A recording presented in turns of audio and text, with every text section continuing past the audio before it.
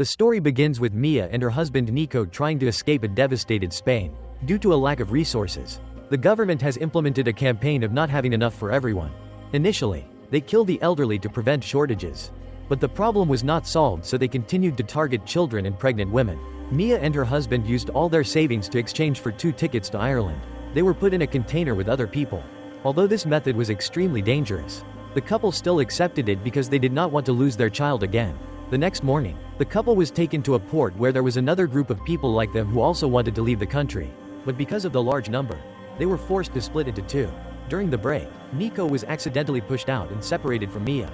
He was put on another container number 107. Mia quickly took out her phone to call her husband. Nico comforted his wife to stay calm because he was right behind her and they would meet again when they reached their destination. Outside, the Spanish people were also protesting loudly against the dictatorship. However, they were brutally suppressed. Even pregnant women and children were not spared. They were captured and locked in iron cages. She knew that if she was discovered, her fate would be the same as everyone else's. The car continued to move and soon reached a checkpoint. The people inside were very worried. If they were caught, they would be dead. The customs officers wanted to see what was inside, so they opened the container. The leader carefully stepped forward to check. After carefully examining every corner, he discovered that there was another secret space behind the partition. He stepped forward and demanded that everyone inside surrender, promising not to harm them, or he would give the order to shoot. After some hesitation, one person finally decided to open the door, but this person went back on his word. He shot a pregnant woman dead and then ordered his subordinates to shoot and kill the others.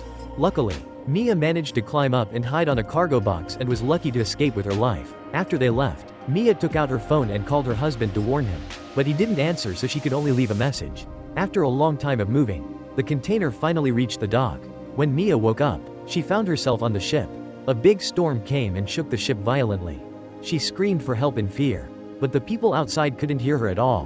What was worse, the rope had come loose, causing some of the containers to fall into the water. Among them was Mia's. Mia finally woke up after an unknown amount of time.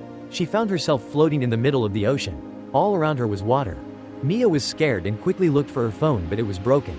Seeing her bag, she immediately remembered her old phone. However, she didn't know the password, so she couldn't open it. Mia started checking the boxes inside for anything useful. She found a lot of plastic boxes and clothes. There were also headphones and a TV. She then found a barrel of wine. Mia quickly gathered the necessary items. At this time, seawater continued to pour in. She quickly used tape to cover the holes in the wound. However, she heard someone calling for help outside. Looking through the pink hole, Mia saw container number 107 that her husband had boarded earlier was slowly sinking into the sea. Mia was extremely panicked. She quickly removed the SIM card from her phone and inserted it into the other phone to call her husband, but the number was unreachable. She was extremely miserable because she thought her husband was dead. Too desperate, Mia thought of finding death to free herself. However, she still did not have enough determination to do so. Mia tiredly held on to sleep. The next morning, Mia tried to open the crate on the top to take a look, but inside was just the same plastic paste as before, then taping them shut to prevent water from getting in. Then she scooped out the water through a plastic pipe. Then she tried to call 112 for help, but there was no signal. Mia started checking the items she found earlier. A moment later, Mia received a signal from a strange number named Nico. It turned out that he had been abandoned by the truck driver and thrown outside the container. That was why he was still alive. Mia quickly told her husband the situation. The call was lost. Outside, the clouds were dark and it was starting to rain. Not seeing the baby in her belly, Mia wanted to go out again, and now Mia tried to hold on and wait for the storm to pass. The stomach pain became more and more intense, making Mia unable to bear it, so she had no choice but to give birth. After a struggle, Mia finally succeeded in giving birth to a daughter. 3 days had passed, and there was not much food or drink left. Mia needed to think of a way to get out of here before she starved to death. But before she could do anything, the baby started crying for milk, so she had to stop.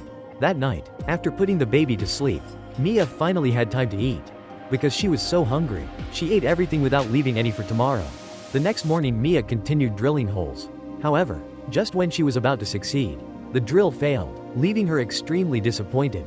Mia continued to remove the SIM card and put it back in her phone. However, the broken screen prevented her from unlocking it. Mia was extremely tired, hungry and thirsty. In the evening, while resting, a whale suddenly crashed into the container, startling both mother and child. Mia quickly hugged the baby and then used a wooden stick to hit the container hard to chase the whale away. The next morning, Mia tried again, but after 3/4 of the way through, the knife broke. Once again, she was disappointed. By now the drinking water was gone. Mia was exhausted and thought she would die here. She sat down and resigned herself to fate. In her daze, Mia saw her deceased eldest daughter and her husband appear beside her. It was also raining outside. The cold raindrops falling on her face woke Mia up. She quickly took out the plastic containers to collect rainwater for storage. Mia held the empty food container and was about to open it to eat. Suddenly, she used a wire to thread through the two edges of the iron plate. Mia pulled with all her might. Finally, she made a small hole in the roof. She finally got out. Mia took the baby out to sunbathe. After changing the diaper, she conveniently threw the diaper bag into the sea. Some fish saw the diaper and immediately swam over to grab it. There was food. She then created a simple launcher to try her luck. The whole day ended without catching a single fish.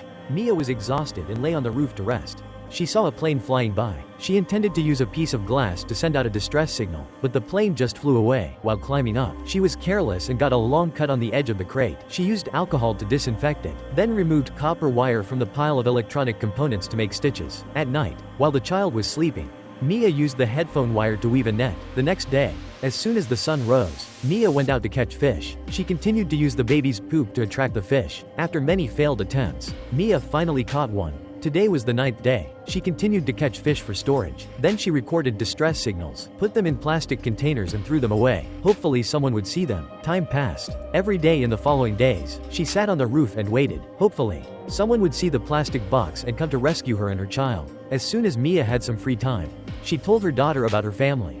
Suddenly, she remembered her deceased daughter. Mia always felt guilty. She let her daughter go out into the street and that's why she was taken away. It was also getting cold. Mia stuffed a piece of cloth into an iron pot, added alcohol, and lit it to warm the baby. Mother and daughter struggled to survive the adversity. Today was the 12th day. Mia discovered that the water in the barrel had risen to its limit. She hurriedly picked up her child and climbed out. Suddenly, the phone had a signal. Mia received a call from her husband. A hurried voice came through. "I'm sorry I couldn't come save you." Nico said he climbed onto a ship but was spotted and shot. Although he escaped, he was shot and seriously injured. Mia was very scared when she heard. Nico said he tried his best but was afraid he wouldn't make it. He called to say goodbye to Mia. She quickly interrupted him and said she had given birth to a princess. She was beautiful just like him, so he had to live to see her again. Halfway through the conversation, the phone ran out of battery again. Mia was devastated. She looked at the cake her husband had given her and couldn't help but feel sorry. They had clearly said they would have it to celebrate when they arrived, but now he couldn't do it. Time passed until the 26th day. Now she couldn't stop the water from pouring in. It had reached its limit. So they had to move to the roof. Mia used planks and plastic boxes to create a small raft for her son to lie on in case the container sank. At night, Mia crept inside to get the picture of her eldest daughter. Water was pouring in. She was about to leave when she saw the cake. She swam back, but the ropes below got tangled around her legs. At this time the container was flooded, so the baby on top was swept away. Mia held her breath and dived down to try to cut the rope to escape. Luckily at the dangerous moment she successfully escaped. However, when she swam up, she couldn't find her baby, which made Mia panic. Suddenly, a whale swam by and sprayed water in the baby's face, making him cry. Mia heard her daughter's voice and quickly swam over. Luckily, the child was safe and sound. Mia had been swinging beside her daughter all night long. She lied to her daughter and told her to hold on a little longer. They were almost saved, but Mia knew there was nothing she could do. She had done everything that needed to be done. The rest was up to fate. As soon as she saw the sea urchin, Mia threw out all the leftover fish to attract it, hoping someone would see them and come to their rescue. Sure enough, the sea scum kept circling around the same spot, causing a nearby ship to find it strange and come closer to investigate. They pulled the cradle up and were surprised to find a living baby inside. The girl was still surprised when she noticed a rope next to the cradle and tried to pull it up. They found the baby's mother. The woman pulled Mia onto the boat and quickly gave her first aid. However, after many attempts, there was still no response. Finally, a miracle happened to them. Mia was saved, making everyone extremely happy. The mother and daughter's efforts to survive were finally rewarded. The movie ended there. Thank you for watching and see you in the next episodes. And don't forget to subscribe to the channel to support us.